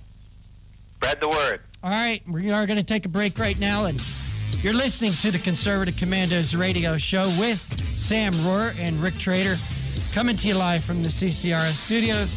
that of WNJC 1360 and around the world on the internet via our internet broadcast partners, CPRWorldwideMedia.com, PatriotsRide.org, VigilantLibertyRadio.us, and don't forget, check out our websites, ConservativeCommandosRadioshow.com and CCRShow.com, especially the longer one, ConservativeCommandosRadioshow.com, with a link of John Mosley's article on WorldNetDaily.com. They say I'm nasty, but What does it take to be the leader in production systems technology? To be the one company that solves production problems at any plant, for any product, and with any technology? It takes a 30-year record of success. It takes total mastery of complex technologies with a history of delivering success every time, without fail. Only one company can claim that high ground in manufacturing line optimization, data automation, and systems integration, and that's Philadelphia Control Systems. In factories worldwide, Philadelphia Control Systems programs, software, and engineering solutions deliver optimal performance and output flow with a record that can't be matched. Any plant, any product, any technology. Philadelphia Control Systems, the leader in production automation since 1982. 800-335-9811, PCS4automation.com. That's PCS, the number 4, automation.com. oh, how I'm longing for the day when I'm back at Orchid Bay, where the silver water glistens in the sun. When is the last time you raced a small boat across wide open water? Tired of snow, traffic jams, cold weather? You need a refreshing change of scenery, a world away. The Bahama Islands have vacation rental homes and apartments. Enjoy spectacular nature in the Abacos Islands. Enjoy refreshing Caribbean beauty, fishing, snorkeling, scuba, the beach. www.enjoyabaco.com. That's ABACO. Enjoyabaco.com. As I sail across the sea of Abaco, smiling 'cause I know only one more mile to go. Enjoyabaco.com. Hi, this is Bob Viden, owner of Bob's Little Sports Shop in Glasper, New Jersey. I've had the opportunity to travel in many foreign countries, and I've seen what happens to people when they lose their freedom. I wrote this poem. Give us freedom was the cry as they marched throughout the night. At Concord Bridge in Trenton, for freedom they would fight. To build a nation that would last with peace and liberty, it is a job that's never done if we are to be free. They wrote a declaration to announce that we are free, then a constitution for all the world to see. But this is ink on paper.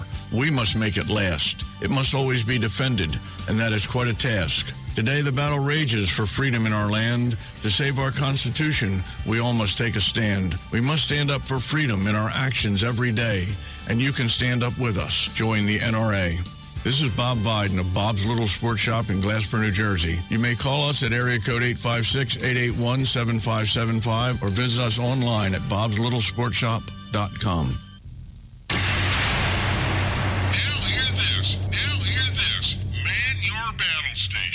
The Obama attack on our Constitution continues. Log on to INRASuperPAC.com and join J.D. Benier and Christina Lamb and hundreds of Reagan conservative commandos who demand our country return to its founding documents and principles. We are part of the nation's oldest and largest GOP volunteer organization, the National Federation of Republican Assemblies. We register voters, endorse conservative candidates, and dig deep to give you the truth on the big issues.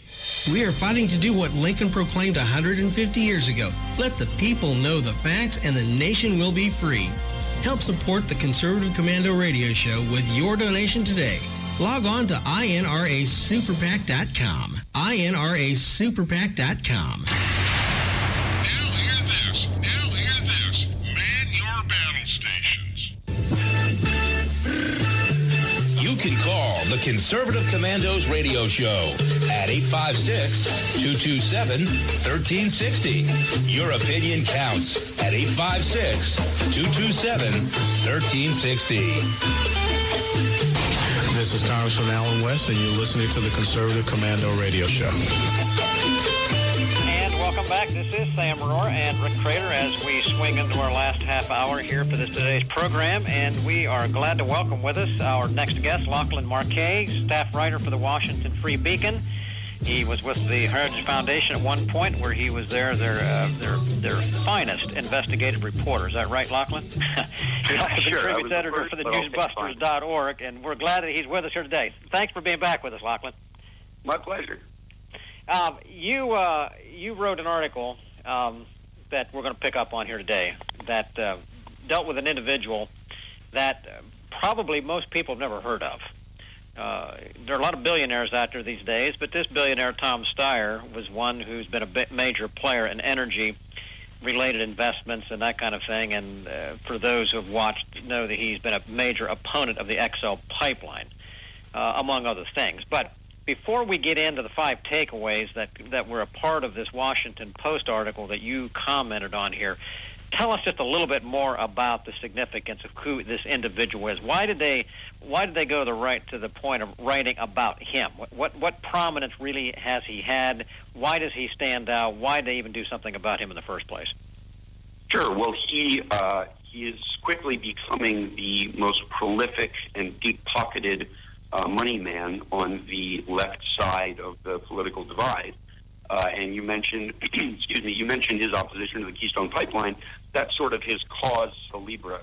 But his MO is really, he's just a strident environmentalist, very far left, and has sort of pledged his fortune, and he's worth roughly $1.6 billion. He's pledged his fortune to electing like-minded people.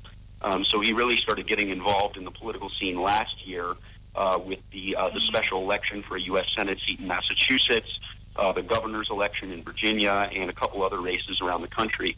But he's really stepped up his game this year, and heading in the midterms, he has pledged to spend $50 million of his own money and raise an additional $50 million for candidates who oppose the Keystone Pipeline and generally share his ideological views.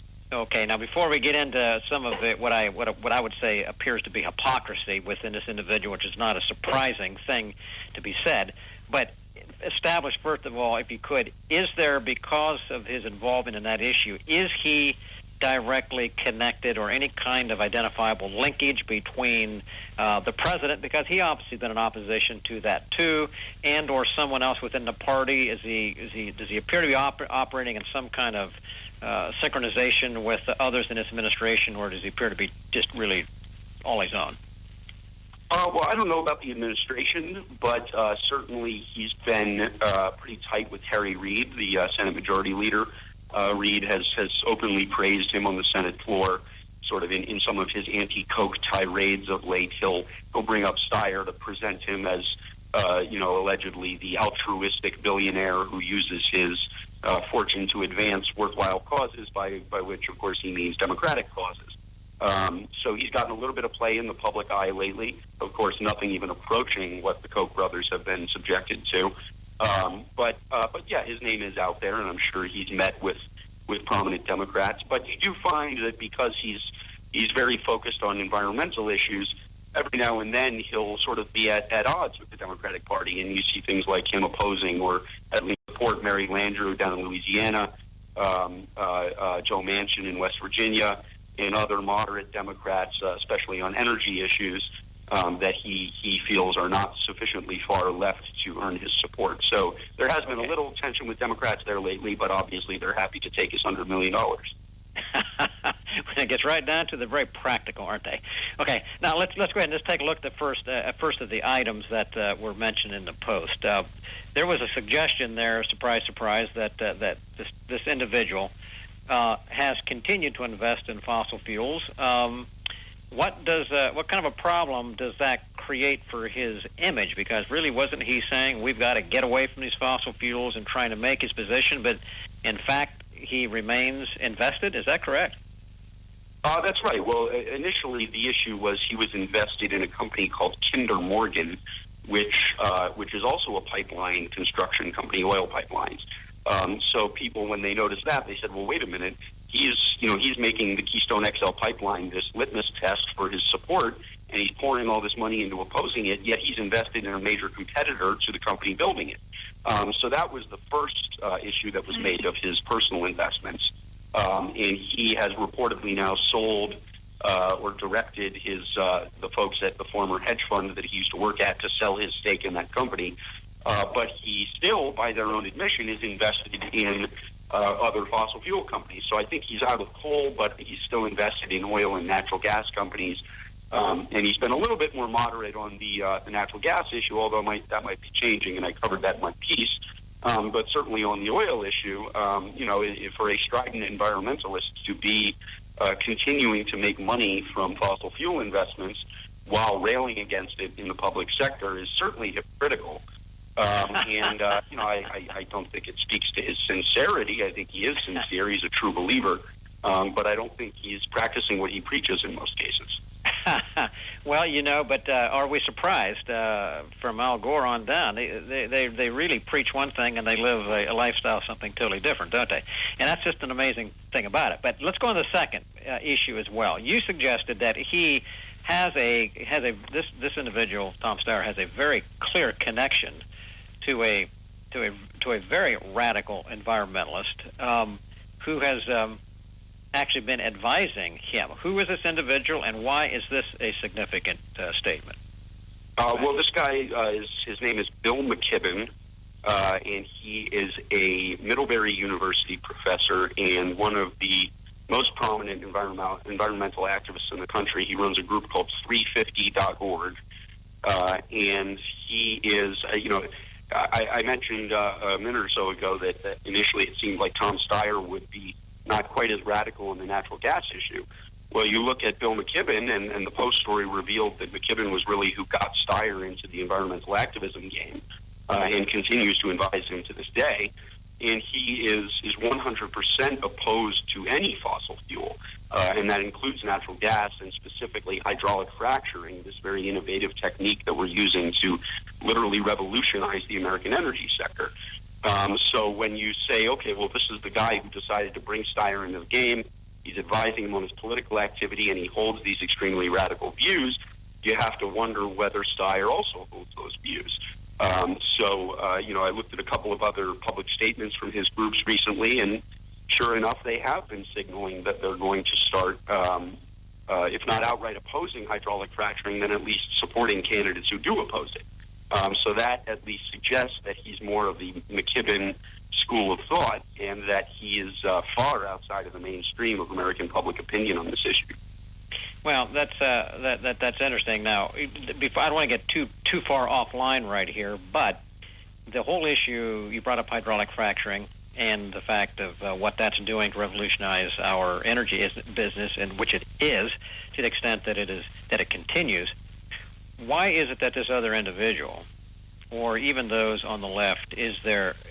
And I've had interaction myself with them, and some of them just use bad science. But nonetheless, is there a connection there between the political side of the equation rather than just a philosophical side? In other words, there's a lot of money tied up in this issue, and is it a fact that they don't have a piece of it, or what else is involved in this?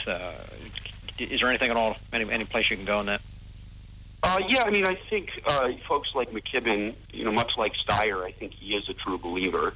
But I think his ideology extends beyond the environment, even if he's primarily an environmentalist. So, it's not a coincidence that many of the same people who are hollering about the dangers of fossil fuels are also people who hold very strong views on the distribution of wealth in society and, and other sort of pet issues on the left. And many of them see energy policy as a way to sort of advance that view. You hear the term environmental justice thrown around a lot.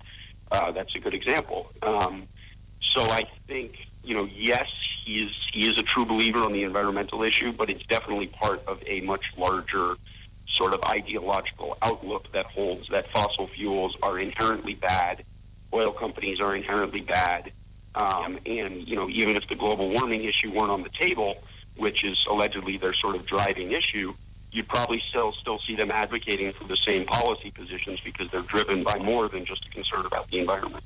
All right, Lachlan, thanks so much on that. We're going to come back on the other side of this break, and I know Rick Trader has a question he wants to jump in on this with as well. So you're listening here to the Conservative Commander Radio Show. Our guest right now is Lachlan Marquet, staff writer for the Washington Free Beacon, and we will be right back after this short break. We're coming to you live from the CCRS studios, that of WNJC 1360, our flagship station in Philadelphia, the way we do Monday through Friday from 3 to 5 p.m. Eastern, and around the world on the internet via our internet broadcast partners, CPRWorldwideMedia.com, PatriotsRide.org, and VigilantLibertyRadio.us. Don't forget, you can hear our show anytime, day or night, by calling 832-999-1199. Don't go away. We'll be right back. They say I'm nasty, but oh, how I'm longing for the day when I'm back at Orchid Bay, where the silver water glistens in the sun. When is the last time you raced a small boat across wide open water? Tired of snow, traffic jams, cold weather? You need a refreshing change of scenery, a world away. The Bahama Islands have vacation rental homes and apartments.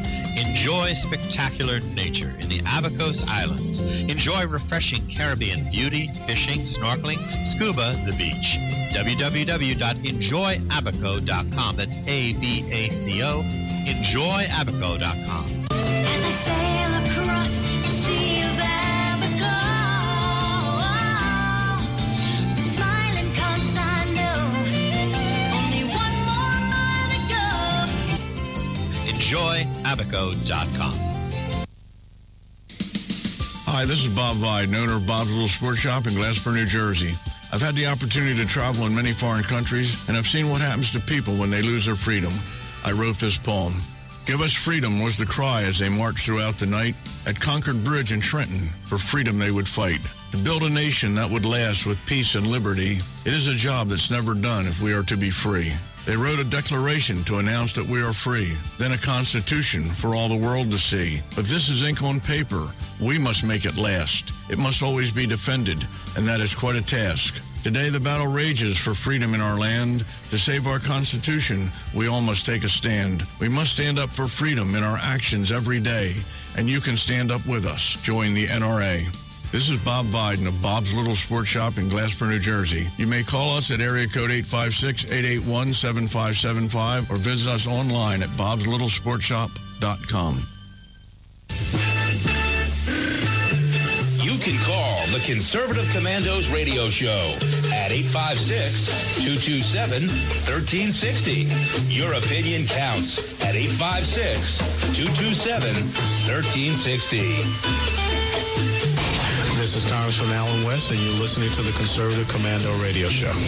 Welcome back to the Conservative Commandos Radio Show with Sam Rohr and yours truly, Rick Trader. And if you'd like to hear a rebroadcast of today's show at 10:10 this evening, please log on to patriotsride.org.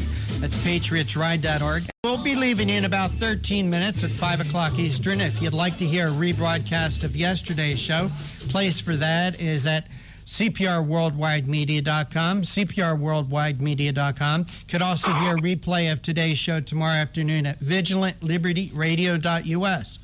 And our guest this segment is Lachlan Marquet, and he's with the Washington Free Beacon. And in fact, we're discussing an article that he wrote and posted on the Washington Free Beacon. Tom Steyer remains invested in fossil fuels despite divestment pledge. Lachlan, thanks for holding through the break. We appreciate your time. No problem, guys. Pleasure to be here.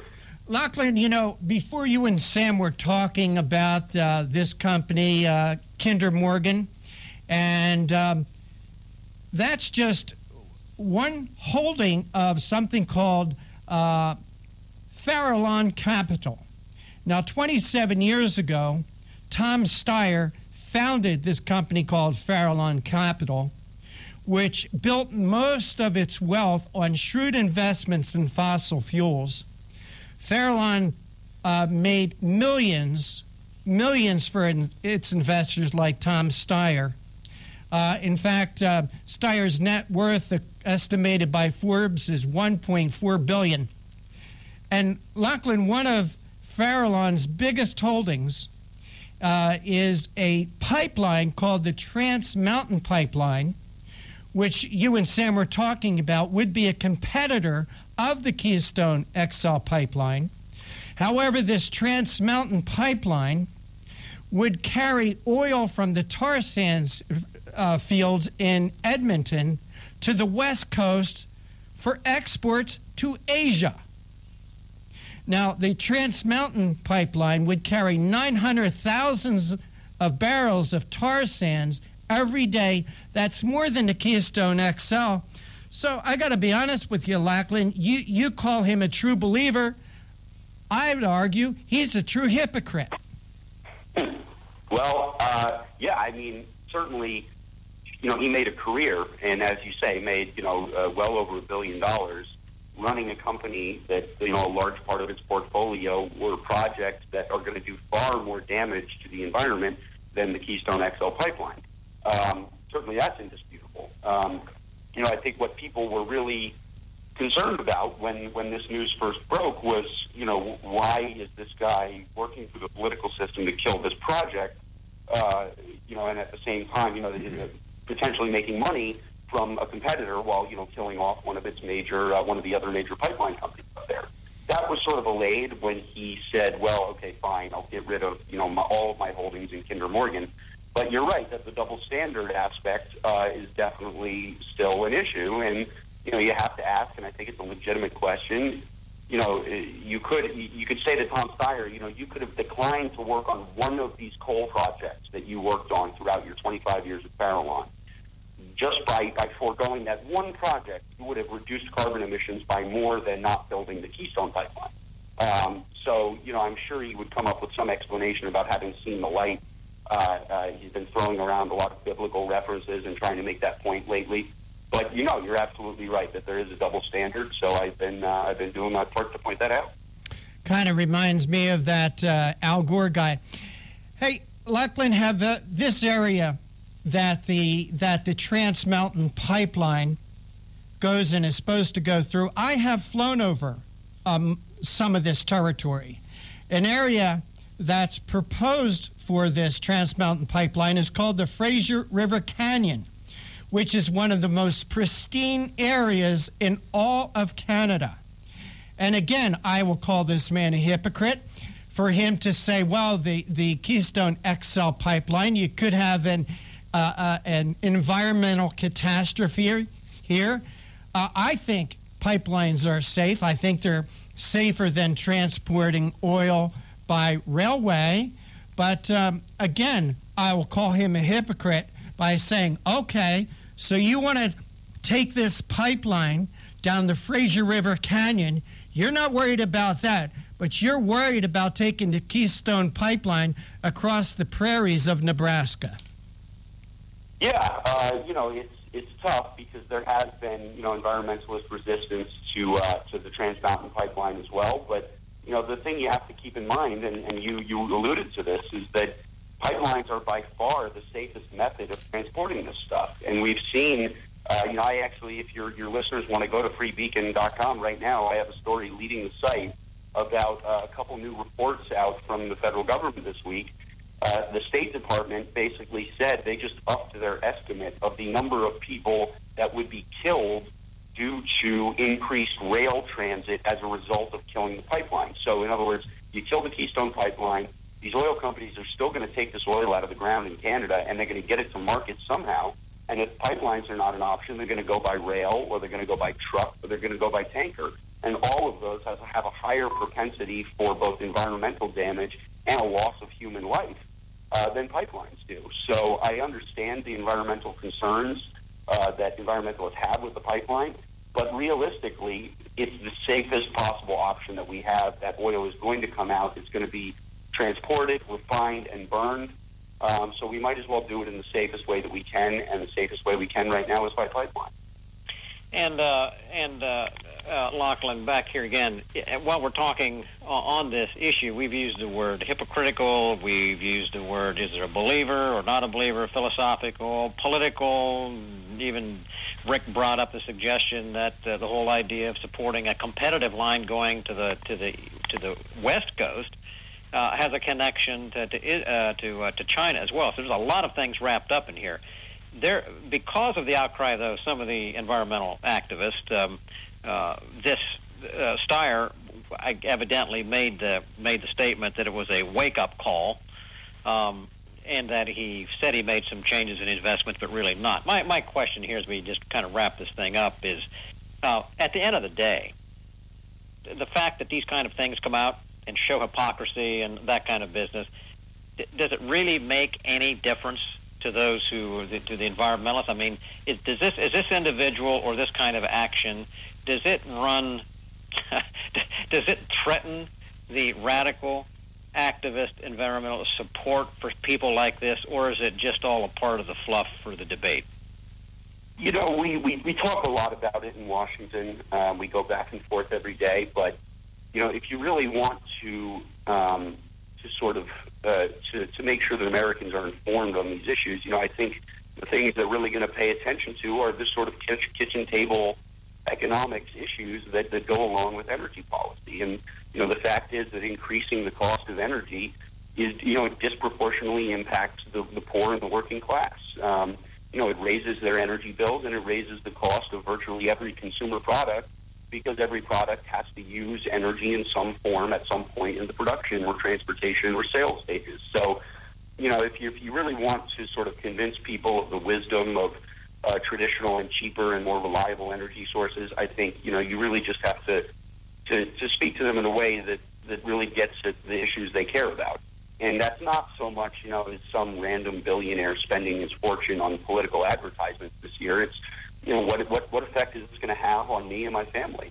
And I think when you boil it down to those issues, it becomes pretty clear that Mr. Steyer and his ilk are pushing, you know, an agenda that's well outside the mainstream and is actually going to have a major impact on American families. One last question as we kind of wrap this up here. He's on one side. You've got Koch and others on the other side who are wanting to develop. And who is winning this tussle at the minute? I mean, it's if you judge it by the number of headlines garnered, I think the left is winning in terms of the amount of coverage they've ginned up on Koch and other conservative philanthropists and donors. But, I mean, hey, if you look at the polls, clearly Democrats' strategy of vilifying Charles and David Koch has not produced a meaningful shift in public opinion. You know, people, again, they don't care about these guys. They've never heard of them for the most part. They care about, do I still have health care and the choices that I had in terms of doctors and hospitals? And what does my electricity bill look like and so on? So those are the issues that are really going to drive public opinion. Yep, at the end of the day, can I heat my home and can I put gas in my car and afford to go to work if I have a job? And that's right. So it's very clear on this. Lachlan, we're going to have to wrap up here right now. Please give our listeners here today where to go to follow more of what you're talking about, what you're writing. Sure, yeah. Our website is freebeacon.com. It's FREEBEAC.com. And I'm on Twitter at Lachlan. That's LACHLAN. All right. Well, Lachlan Marquet, thanks for being with us, staff writer for the Washington Free Beacon. Appreciate your input today. Thanks for your good work. Your good work always. No problem. Hope to be back soon. Bye now. All right, Sam. With that, we got to wrap things up for today. I want to thank you, Sam Rohrer, for sitting in as my co-host. You are quite welcome. Good to be with you as always. All right. But for right now, we're out of time. We got to run. We got to go. Take care. God bless, and we'll see you tomorrow on the radio.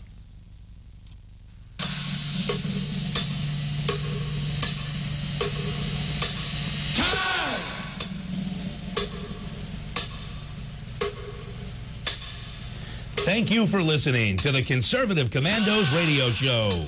Huge thanks to our co-hosts, contributors, patrons, callers, and our friends at WNJC 1360 and WIFI 1460, where we broadcast live every Monday through Friday, 3 to 5 p.m. Eastern and 2 to 4 p.m. Central. Look for us on the internet at www.ccrshow.com. Until next time, we are the Conservative Commandos radio show, where the newsmakers go to be heard.